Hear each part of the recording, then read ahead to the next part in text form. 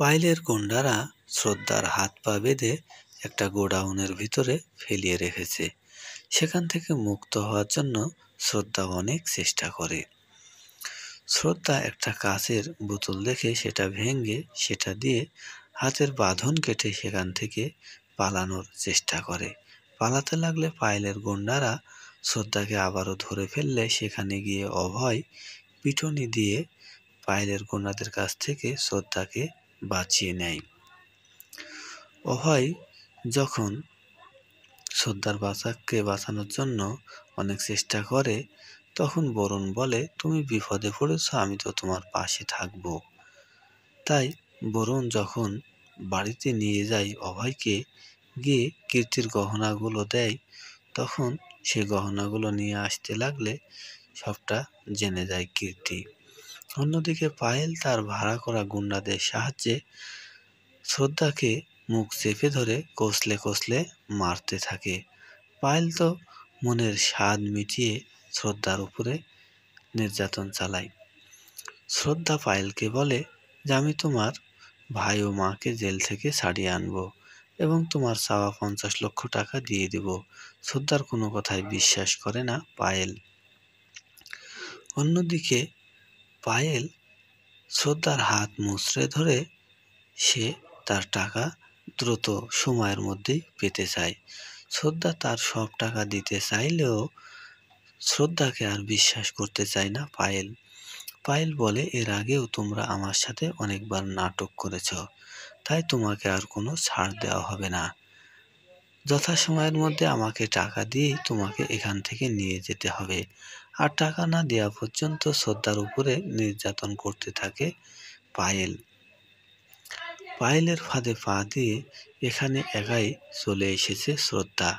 পায়েল যে নাটক করেছে সেটা বিশ্বাস করেই পায়েলের বাচ্চাকে বাঁচানোর জন্য শ্রদ্ধা অসুস্থ হওয়া সত্ত্বেও চলে আসে পায়েলের কাছে। আর পায়েলের কাছে এসে শ্রদ্ধা মহা বিপদে পড়ে যায়। পায়েলের চক্রান্তে পড়ে শ্রদ্ধা পায়েলের হাতে এত পরিমাণে মার খায় যা সে কল্পনাও করতে পারেনি। অন্যদিকে সোনিয়া যখন শ্রদ্ধাকে অস্থির দেখে, তখন সোনিয়া ডাক্তারকে ডেকে এনে দেখে রুমে শ্রদ্ধা নেই। শ্রদ্ধা কোথায় গিয়েছে তাকে খুঁজে পাওয়া যাচ্ছে না।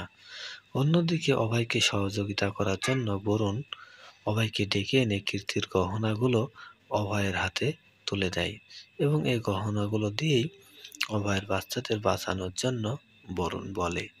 কিন্তু বরুণ যখন এই গহনাগুলো নিয়ে বাড়ি থেকে দৌড়ে শ্রদ্ধার কাছে যাচ্ছিল, তখন কীর্তির সাথে ধাক্কা খেয়ে অভয়ের হাত থেকে গহনাগুলো মাটিতে পড়ে যায়।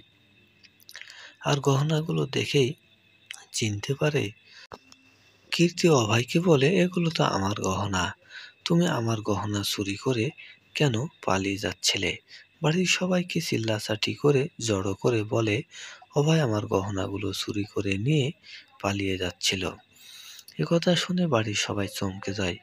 অভয় তো এমন কাজ করার ছেলে নয়, তাহলে কীর্তি কেন এমন কথা বলছে? অন্যদিকে বরুণ এসে কীর্তিসহ বাড়ির সবাইকে বলে, এই গহনাগুলো আমি অভয়কে দিয়েছি, কারণ পায়েল শ্রদ্ধার কাছে 50 লক্ষ টাকা দাবি করেছে। এই 50 লক্ষ টাকা না দিতে পারলে পায়েল বাচ্চা নষ্ট করে ফেলবে। অভয়ের মা তনুজা বলে, পায়েল একটা কুসংস্কারী মেয়ে, তার গর্ভের বাচ্চার আমাদের প্রয়োজন নেই। কিন্তু অভয় বলে, এটা তুমি কি বলছো? সেটা তো আমাদের সন্তান। পায়েল কেন সে সন্তানকে নষ্ট করবে? আমরা পায়েলের চাওয়া মতো টাকা দিয়ে সন্তানকে বাঁচাবো। একথা ভাবতে থাকে। অন্যদিকে পায়েলের ব্ল্যাকমেলে ফাঁদে পা দেয় শ্রদ্ধা। শ্রদ্ধাকে ভিডিও কল দিয়ে নাটক সাজায় পায়েল। পায়েল মেঝেতে তেল ফেলে পিচ্ছিল করে শ্রদ্ধাকে বোঝায় যে তেলের উপর দিয়ে সে হাঁটতে লেগে যখন পড়ে যাবে, তখন তাদের বাচ্চাটা নষ্ট হয়ে যাবে।